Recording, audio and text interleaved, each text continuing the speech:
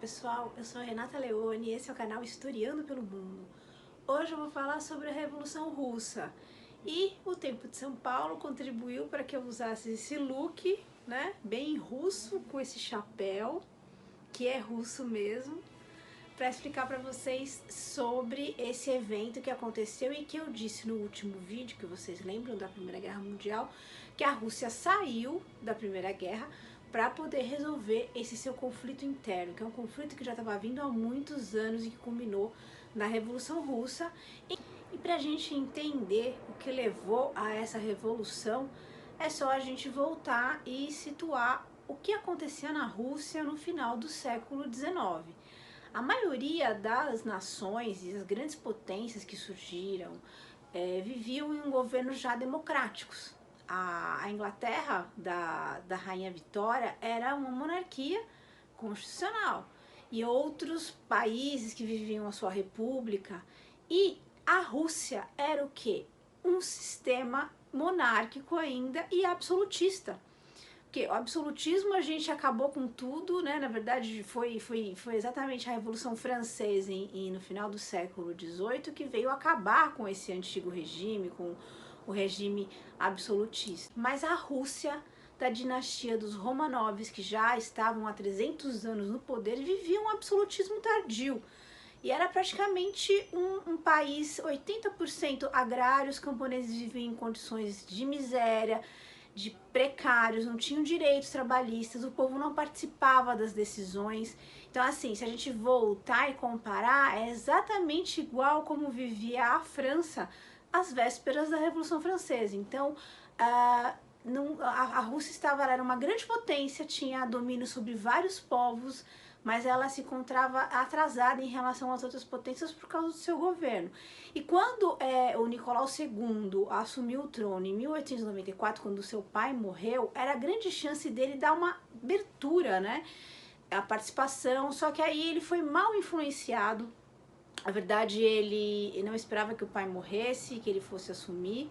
Ele assumiu o trono totalmente despreparado, com a influência do Grande-Duque, o Serguei, que ficava no ouvido dele, que ele era o antigo conselheiro do pai dele, para ele continuar com o grande domínio autocrático, e um outro lado de pessoas pedindo para ele dar uma abertura, principalmente o povo. Então ele comete o grande erro de continuar com uma monarquia autocrática. E isso já não tinha mais sentido no que estava vivendo o mundo naquela época. Então essa foi uma das grandes, a despreparação do Nicolau II, que acabou sendo até o último czar e sua família. Além disso, na coroação, o gasto extraordinário que foi feito, acabou não tendo a participação do povo, porque o Nicolau acabou nem aparecendo para cumprimentar o povo, então aquele contraste gritante, palácios maravilhosos, aquele dinheiro sendo gasto e o povo passando fome. Então era o quadro perfeito para uma revolução. E a gente acaba sempre falando, todos os ingredientes é só soltar o fogo e queimar. Então era assim que a Rússia se encontrava. E várias atitudes do Nicolau foram piorando ainda a situação do governo. Em 1904 entrou numa guerra contra o Japão por disputa de territórios na Manchúria e não tinha sentido ele entrar, os conselheiros pedindo para ele, a situação está complicada, os trabalhadores estão na miséria, ainda a gente vai entrar numa guerra. Ele acabou entrando e perdeu feio do Japão. Aí depois disso, em 1905, foi um momento marcante para a queda de vez do governo dele. Vários trabalhadores estavam fazendo uma manifestação pacífica, pedindo um governo constitucional, e eles chegaram lá na praça, perto do palácio, e o Nicolau acabou falando para represália contra o povo e mataram vários camponeses. Ficou conhecido como o Domingo Sangrento. Após esse massacre contra os camponeses do Domingo Sangrento, a situação ficou pior ainda para o Nicolau II, e ele resolveu, por pressão de muita gente, principalmente, né, do povo, que ficou mais revoltado ainda, resolveu instituir a Duma, né, ou o Duma, parlamento. E com a instituição do Duma, a Rússia se transformava numa monarquia constitucional. Só que foi uma monarquia constitucional para inglês ver, porque na verdade o poder continuou nas mãos do Nicolau II, ele decidia tudo. Parecia mais um circo, porque eles fingiam que deliberavam alguma coisa, mas o Nicolau tinha o poder de vetar, o poder de decidir, então na verdade não mudou nada, continuou a mesma coisa. E o povo foi se revoltando cada vez mais e a crise na Rússia foi ficando cada vez pior, de fome, de miséria. Apesar de uma tentativa de entrada de capital estrangeiro na Rússia para acelerar a indústria, os trabalhadores estavam cada vez mais miseráveis e não tinham direitos nenhum. Nisso começaram a surgir os governos de oposição, principalmente o Partido Social Democrata, que era dividido em bolcheviques e mencheviques. Bolcheviques fala-se em russo que é a maioria e mencheviques a minoria. Só que tinha uma diferença também, os bolcheviques eles eram mais radicais, eles queriam tomar o poder através da revolução, através da força, através do sangue. E os mencheviques queriam tomar o poder de uma maneira mais light, mais tranquila, uma revolução sem armas. Então essa era o que grande diferenciava os dois partidos. E o líder do partido bolchevique era o Lenin, o Vladimir Lenin. E ele também tinha o apoio do Leon Trotsky. O Partido Social Democrata, então dividido em bolcheviques e mencheviques, eles eram influenciados por Karl Marx, o grande filósofo alemão do século XIX, que tinha sua teoria que a classe operária, tomando consciência da sua exploração, se uniria e lutaria por um mundo melhor. E foi daí que alas mais radicais ou menos radicais surgiram, pensadores intelectuais. O Lenin tinha um pensamento e o Trotsky foi seu grande, apesar deles terem se unido no partido bolchevique por muito tempo, o Lenin e o Trotsky, eles pensavam diferente, o jeito que eles queriam fazer essa revolução. O Trotsky tinha uma origem mais humilde e na verdade ele era judeu, ele mudou o nome dele para poder também ser aceito, porque existia um grande antissemitismo, um grande repulsa aos judeus, os russos tinham repulsa aos judeus e no momento de conflito eles estavam perseguindo também os judeus, então assim, o Lenin foi muito contra no começo, porque ele, na verdade, o que dizia, eles ficavam, quando eles foram exilados, na época que eles foram perseguidos, os partidos, os membros dos bolcheviques e mencheviques, foram para Paris, Londres, e lá eles faziam as suas grandes discussões, as suas grandes conferências, congressos, só que o Trotsky falava que eles ficavam só no papo, ninguém queria partir mesmo para a ação. Então ficou muito tempo também esse conflito entre eles, mas na hora da revolução mesmo, o Lenin foi o líder dos bolcheviques e o líder da revolução. Outra coisa interessante, a gente vai ouvir falar de 1914, São Petersburgo mudou de nome. Ela foi chamada de Petrogrado. Então, muito se fala a partir de 1914 da tomada do Petrogrado, de conflitos acontecendo no Petrogrado. Nada mais é do que São Petersburgo. Então, o governo do czar, do Nicolau II, estava cada vez mais em decadência e esses partidos cada vez mais fortes, instigando os trabalhadores, instigando o povo. E em 1914, o Nicolau II comete um outro grande erro, entrou na Primeira Guerra Mundial. Né? Foi pressionado por aliados ou também por conflitos que a gente estudou, que estavam tendo mesmo em áreas dominadas pela Rússia. Mas a Rússia já estava num conflito, numa pobreza tão grande, acabou sendo o estopim, ele entrar na Primeira Guerra Mundial. Porque aí os partidos de oposição se aproveitaram e se fortaleceram. Eles fizeram muitos, você vê, se vocês começarem, foi em 1894 que Nicolau II tomou o poder, até 1914, a Primeira Guerra Mundial, teve alguns conflitos, mas assim, diretamente, com toda a força, foi ganhando só força com as coisas que o Nicolau foi fazendo de errado.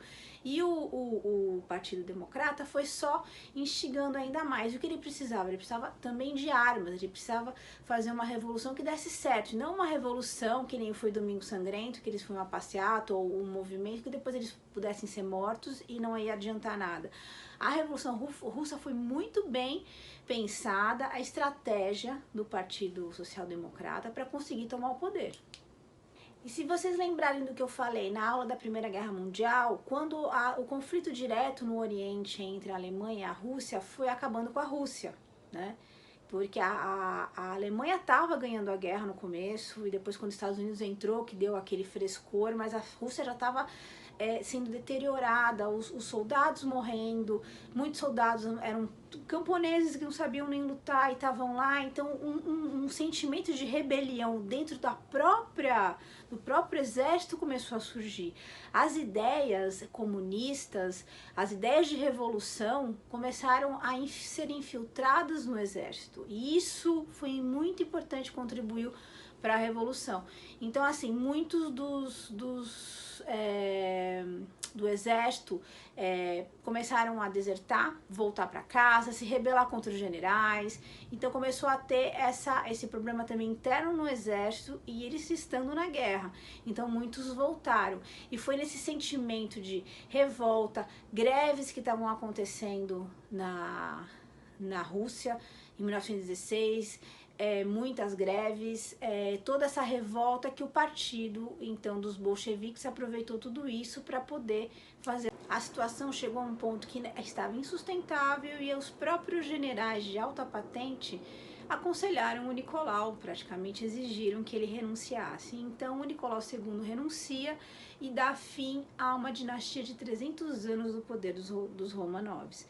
Quando ele abdica, assume o poder um governo provisório liderado por Alexander Kerensky. O próprio Alexandre Kerensky, ele era também socialista, ideia socialista, só que ele não era uma pessoa radical, ele era mais moderado, pertencia à burguesia, à alta burguesia, então tinha bem essa diferença também. Os que pertenciam à burguesia e os grandes trabalhadores, o pessoal mesmo, os operários, que era a grande maioria do partido bolchevique. O Alexandre Kerensky tentou fazer uma aliança com os sovietes do Petrogrado, que os sovietes eram exatamente os que compunham a Duma, representado pelos trabalhadores, e essa é a burguesia. Então ele, por um tempo, ele tentou fazer essa aliança com o governo, com essa aliança para ele poder, pelo menos com o governo provisório, dar uma ordem, isso que ele tentou, de tanta crise que estava tendo, dar uma ordem, e ele era a favor de continuar na guerra, mas os bolcheviques eram totalmente contra e queriam que a Rússia se retirasse da guerra. A abdicação do trono e a tomada do poder pelo governo provisório aconteceu em fevereiro, então por isso que a Revolução Russa é dividida em dois momentos. A Revolução de Fevereiro e a Revolução de Outubro. A Revolução de Fevereiro é a Revolução Burguesa e a Revolução de Outubro é a Revolução Socialista. O repúdio dos bolcheviques à continuidade da guerra foi essencial também para eles conseguirem tomar o poder. Por que aconteceu? Eles começaram a se revoltar contra o governo provisório e começou a ter em alguns lugares, algumas cidades, que os bolcheviques começaram a dominar. Por um momento, teve um momento de conflito com os dois governos ao mesmo tempo. Então, a gente fala, foi um momento na história que dois poderes estavam governando ao mesmo tempo. Só que eles já estavam preparando a tomada do poder, os bolcheviques, liderados pelo Lenin, porque o Lenin falava poder total aos sovietes, aos trabalhadores, porque o governo provisório era formado pela burguesia, eles queriam acabar de vez e que o proletariado, os trabalhadores, tomassem o poder e liderassem totalmente a revolução. Para defender os interesses do governo provisório ainda e os interesses da burguesia, os generais de alta patente organizaram-se no Exército Branco e os bolcheviques, o Exército Vermelho. Então teve um embate entre esses dois exércitos, e é famoso porque fica característico depois a cor vermelha, tudo que era liderado pelos comunistas, influenciados pela doutrina de Marx. Em 1917, os bolcheviques assumem o poder. E qual foi a primeira medida que eles fizeram? Foi assinar o Tratado de Paz e a retirada da Rússia da Primeira Guerra Mundial, como eu já tinha falado para vocês. E além disso, eles, com a liderança do Lenin, que ele que foi que assumiu, eles fizeram a distribuição das terras entre os camponeses tomaram conta, os operários de todo o sistema de trem e de todos os bancos. Então foi feita essa primeira divisão e igualdade dos poderes dados pelos bolcheviques. Os 4 primeiros anos do governo bolchevique foi tomado por uma guerra civil, porque como que ele ia conseguir manter a economia? Tudo bem, foi tudo distribuído, como ele fez, estatizou. Como ia conseguir manter a economia sem um capital? Então, assim, por um lado ele estava tendo esse problema, essa crise para resolver a parte econômica, o Lenin, e o Trotsky, liderando o Exército Vermelho, conseguiu derrotar o Exército Branco. Então, nesse sentido, a Revolução foi salva, porque na a parte de arma de guerra, o Exército Vermelho dominou totalmente o Exército Branco. Para solucionar o problema econômico e para restaurar a confiança do governo, Lenin então instituiu a ANEP, a nova política econômica, em que ele permitia a entrada de capital estrangeiro para desenvolver a economia. E essa nova política, a ANEP, realmente resultou num avanço e uma melhoria na economia e industrial da Rússia. E em 1922, o Lenin instituiu a União da República Socialista Soviética, a URSS. A partir de então, a Rússia passa a ser a União das Repúblicas Socialistas Soviéticas. Com a morte de Lenin, iniciou-se uma disputa para tomar o poder entre o Trotsky e o Stalin. O Trotsky e o Stalin sempre se odiaram. E o Trotsky sempre também teve problemas com o Lenin. Apesar de eles estarem juntos na Revolução, eles sempre tinham ideias divergentes. Acabou que a maioria decidiu pelo Stalin no poder. E o Stalin acabou expulsando o Trotsky da Rússia. E o Trotsky foi exilado e ele foi viver no México. E em 1940, o Stalin mandou, assim, ele já estava sendo perseguido e vários agentes tentando matar.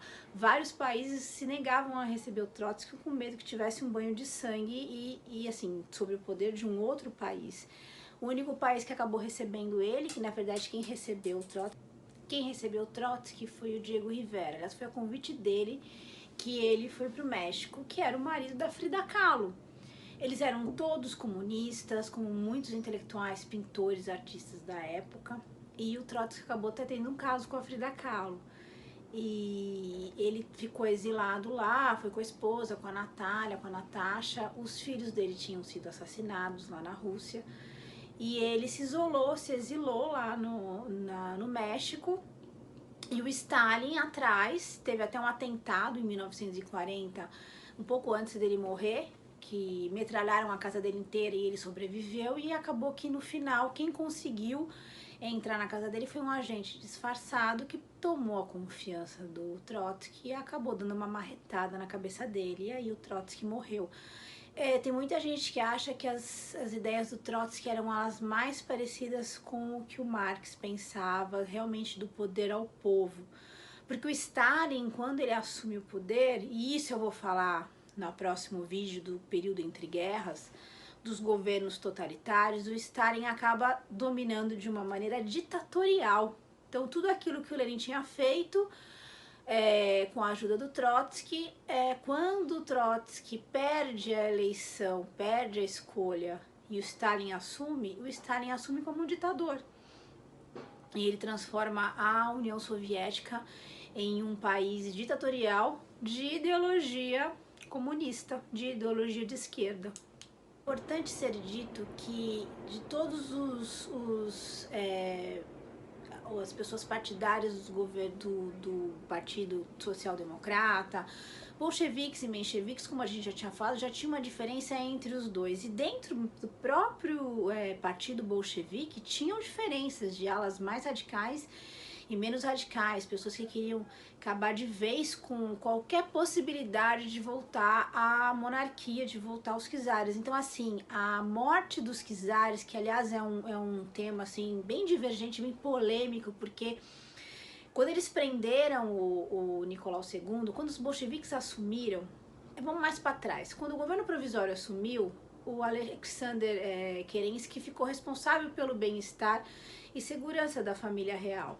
Só que depois, quando os bolcheviques assumiram, eles tomaram a segurança da família real, isolaram a família, eram o Nicolau, a imperatriz, a Alexandra, os filhos, eram 4 meninas e mais um menino, e eles levaram eles isolados para uma floresta na Sibéria.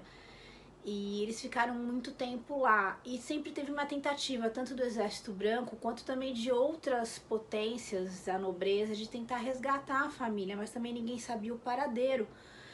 E quando o Lenin assumiu, Ele antigamente, antes de assumir, ele era a favor da execução da família real, só que ele sabia que se ele mandasse executar, ele podia ficar com a popularidade meio balançada, principalmente em relação às outras potências da Europa. Então, a princípio, ele não queria que executasse, só que os membros mais radicais queriam de qualquer jeito, e não teve jeito. Quando o exército branco começou a chegar próximo do resgate, eles executaram, só que as pessoas acharam que executaram só o Nicolau. Só que eles mataram todo mundo.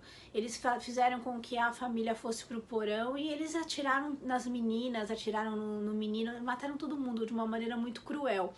E na verdade, a princípio, só ficaram sabendo que o Nicolau tinha morrido. Não sabia do paradeiro do resto da família. E muita lenda surgiu de que a filha mais nova, Anastácia, conseguiu sobreviver e que ela se fugiu e veio uma falsa Anastácia aparecer para falar que ela era herdeira.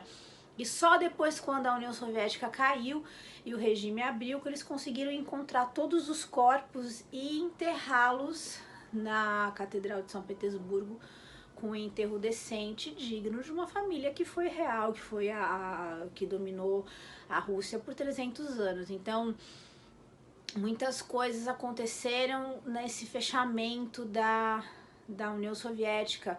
O Lenin queria transformar, ele queria levar a revolução para a Europa toda, para o mundo todo, né? E ele acabou não conseguindo. Quando o Stalin entrou, ele entrou com uma mão da ditadura, a mão da força. E aí agora no próximo vídeo eu vou falar para vocês sobre o surgimento dos regimes totalitários, tanto de esquerda quanto de direita, que os de direita foram os inspirados no fascismo e nazismo, que vai ser então uma consequência para a Segunda Guerra Mundial.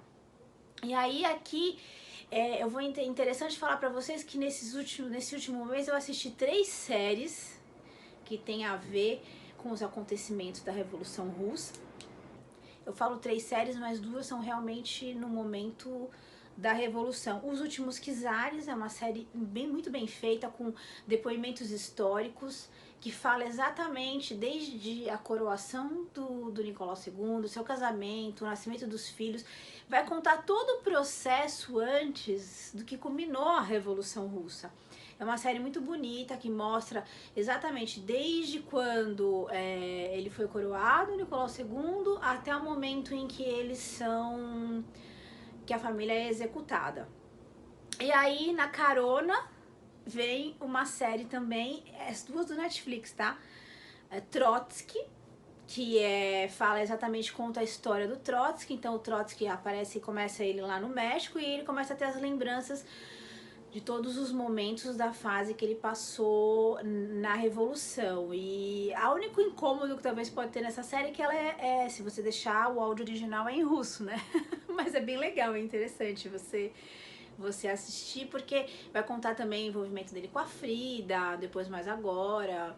Então ele vai e volta, o relacionamento que ele tinha conflituoso com o Lenin, o ódio que ele sentia pelo Stalin, as divergências todas. E é interessante para você ver os bastidores de como não foi nada perfeito e que existiam várias divergências entre os próprios revolucionários comunistas, né? Isso é bem legal. E a série Chernobyl, que para mim foi uma obra-prima feita pela HBO, e uma série, assim, são 5 capítulos, são 5 longos capítulos que contam exatamente, isso a gente já tá falando mais pra frente, tá? Isso a gente tá falando em 1986. Mas por que eu falo das 3? Porque com o acidente de Chernobyl veio coroar o quê? A decadência que já estava na União Soviética. E o que acontece em Chernobyl, a tentativa do Gorbachev de deixar fechado, de não sair, de não contar o que aconteceu e tentar minimizar um acontecimento que foi terrível, proporções catastróficas que a gente não sabe até hoje realmente qual foi a consequência, porque foi muito grave. A União Soviética tentou esconder o máximo o que aconteceu, tentando falar que foi uma coisa pequena, mas foi uma coisa monumental.